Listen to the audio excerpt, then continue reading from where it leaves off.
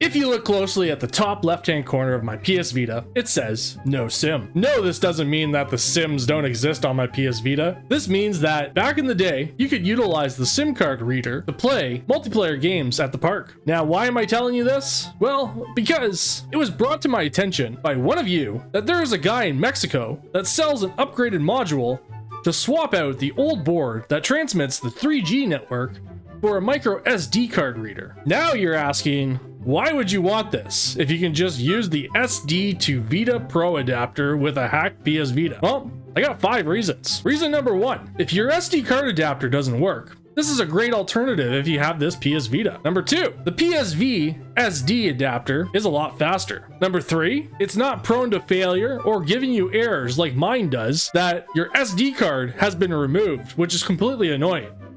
And 4, it allows you to play your physical games again. I couldn't think of a legit 5th reason but to subscribe, because I'm showing you today how to go about doing this so you don't spend 2 hours like I did jumping through trial and error to get this working. So let's begin with how to get this going. To start, we need to remove the 4 back screws of the PS Vita. Using a PH0 bit from the amazing screwdriver kit, which will be affiliated in the link below, we're going to remove these 4 screws at ease. Next, we have to take out the 4 more screws. There are 2 at the bottom, which are also a PH0 bit. PH means Phillips, by the way.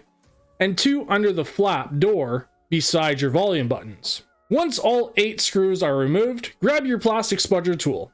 Now, I just winged this because I didn't follow any guides or anything, but press a little bit into the plastic at the crack at the top and start working your way around. Make sure that you don't just yank the back plate off because there's 2 connectors at the bottom. One being for the battery and the other one, I'm not really sure.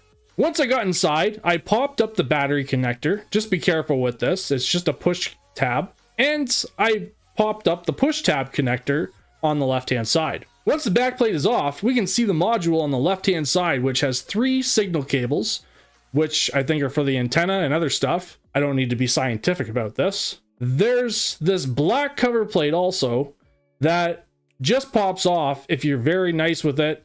It's just a piece of plastic that just covers and holds these cables down. I started by removing the antenna cables here too because they don't matter unless you plan to reuse them in the future. Now, that back plastic plate was sort of annoying, but it was easily able to be removed after some force. And don't worry, we don't really need to use this again. Now for the 2 screws holding down the module. These use a T2 bit. This can also be found in the kit linked below. Make sure to put a bit of pressure so you don't strip these, as they are very small screws and you don't want to have to cut these off. Now the board will just pop right up. If it doesn't, that's just because the thermal pad underneath is sticking it down. So just pop it up, and if you break the thermal pad, that's not a big problem. Now, don't get excited yet. You can put a micro SD card in here, but it's not going to work right away, as simply just copying your files over doesn't do the trick, as there's some configurations we need to do. So first, let's finalize this installation of the module by popping it into the slot where the old module came out of. It'll only go in one way, and then screwing it down. This is where the fun began. After putting it all back together, that is. Which, don't worry, you don't have to worry about the stressful part because I have supplied everything you need in the description, including files, and I'm going to tell you how to do this. Now for the fun part. You're going to need a bigger micro SD card. The only bigger one that I'm going to be using is a 256 gigabyte card for now. You can go all the way up to a terabyte. And you're going to need to pop out your original micro SD card out of your SD to Vita adapter. What you're going to do is take this out and plug it directly into your computer. Now, you might be asking, why are we doing this? This is probably the easiest way to do this, and that is why. Because we need to copy all of the data from this SD card somewhere on our computer so that we can just back it up for starters, and we can copy it over to our bigger micro SD card. Highly recommended to use something bigger than 256 if you're going to be using a lot of games. Now, we cannot see by default on our Windows PC all of the files that are directly in here. And what I mean by that is there are files that are secretly hidden that you cannot view by just going to View, Show Hidden Items. What we have to do in this case is click on the three dots at the top right hand side, click Options, go to View, scroll down to where it says Hide Protected Operating System Files. It is recommended to hide these by default, but we're going to unhide all these files. You're going to check this off. It's going to give you a little warning. Click Yes. Ignore that warning. Click Apply. Click OK. Now you're going to be able to see all of these secret files in here that are very important, and you're going to back these up somewhere on your PC. So highlight everything inside of this folder, copy it by right-clicking and clicking Copy, and then paste it somewhere on your computer like I have inside of this folder right here. Now this process is going to take quite some time. So maybe go outside, maybe go get some fresh air, maybe do some gaming, probably do some gaming, and wait for all of your files to copy over. It depends on how many games you actually have in this folder or on your original micro SD card. Now that you have all of these files copied to a safe location on your PC, copy all of these files over to your new micro SD card, and mine is this 256 gigabyte one right here. Once you've done that, as you can see, my new micro SD card, which is this one, has all of these files that are my original PS Vita files, including all the hack files, all my game files, and everything else that is recommended and needed to be able to utilize this special module that we have installed.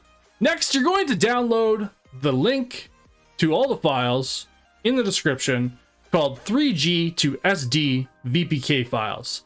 This is a zip, has two installation files that we need to configure this module. So right click it, click extract all. I'm just going to extract it into my downloads directory, and it's going to have the disable 3G VPK and an auto plugin to VPK. Now that we have these extracted, you're going to copy these. So right click both these files and navigate to your new micro SD card. Mine is removable disk U.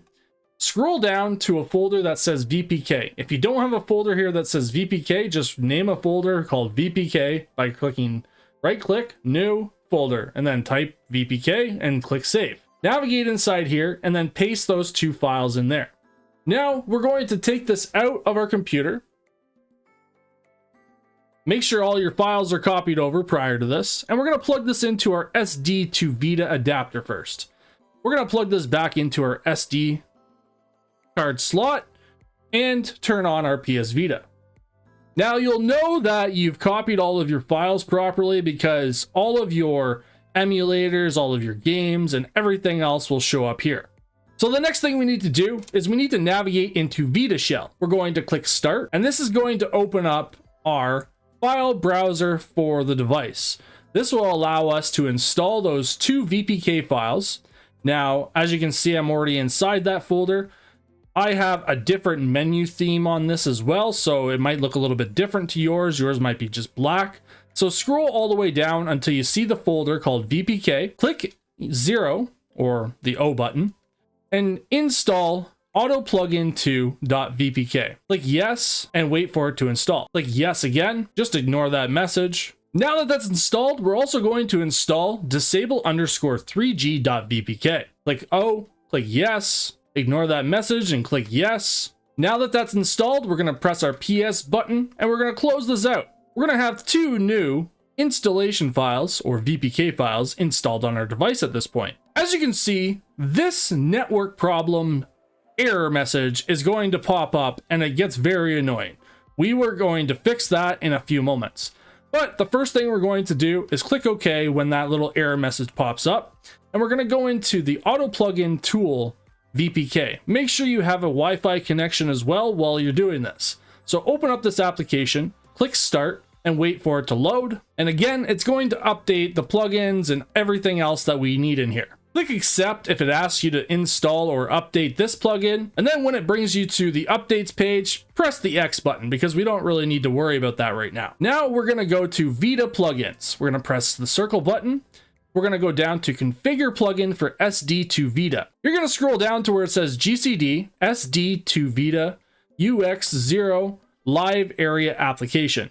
You're going to scroll left so that it says none unmounted. And then you're going to go down to where it says UMA, USB, or PSVSD on Vita 3G. Go over so that it shows that it's activated or mounted to UXO live area applications. You're going to press the triangle button. If you get an error, just go back and go back into it, but it shouldn't error out. Like I have it set and it's configured, updated successfully. So press the circle button to click OK. Click the X button. Click the X button again. Go all the way down to exit. Now this is going to reboot your device. Swipe this to open up. And now you're going to notice that all of our applications are gone. And you're still going to have this error. So click OK. Press your power button. And hold it until you see the power off option and turn this off. Because we're going to actually take out the microSD SD to Vita adapter. We're going to open up the back of our console again. So let's pry it back open if it's connected back closed. And we're going to put that microSD card that we just configured into our new module. Now you can actually screw down your back plate if you're ready. Mine's not going to be screwed down because I'm going to be replacing the front screen. Now we're going to turn this back on.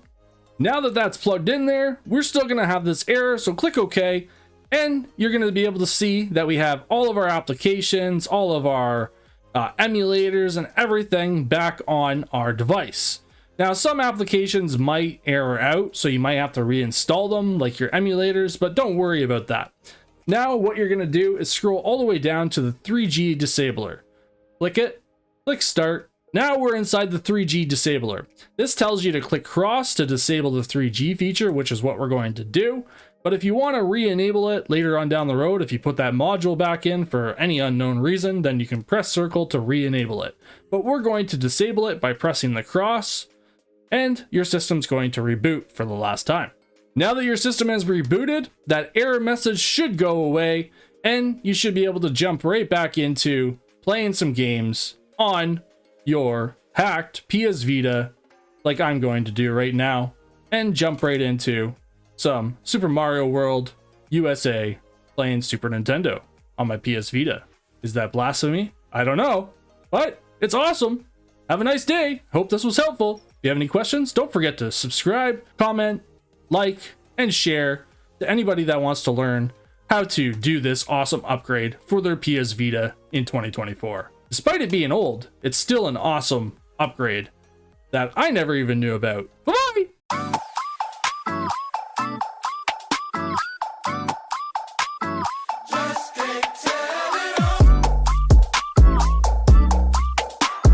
You're going to scroll down to where it says GCD STD